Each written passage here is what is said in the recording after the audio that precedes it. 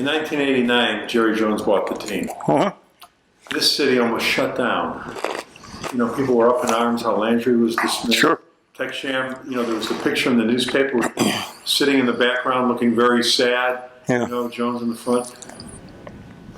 What did you think at that time? Well, I think everyone felt that it could have been done differently. I wasn't surprised at getting fired. I was surprised at how they fired him, with no advance notice, with anything that the fans didn't know anything but what they heard that day. And I think because he was such a stoic character to begin with. He wasn't going to badmouth anybody, Tom Landry. He wasn't going to say anything bad about anybody, and he just took his lumps and he walked away. Good character again. So, whatever you think of Tex, I think Tex could have handled it differently. I think Jerry would admit he probably would have handled it differently looking back on it.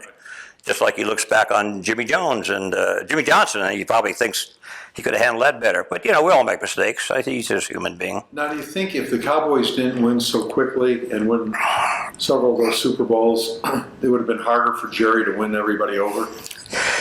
Yes, because I think he came in at the right time. You got to keep in mind, all the players were pretty much on the team at that point. They did get the triplets. Emmett and, of course, Michael Irvin and Troy Aikman.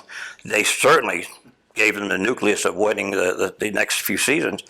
But most of the players were already there. Landry had already drafted some of these players. He probably would have drafted those players had he been involved in the draft that year.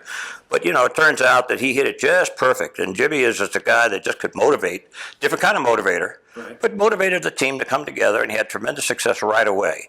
And 2 out of 3 years ago to the Super Bowl, that's 3 out of 4, whatever it was.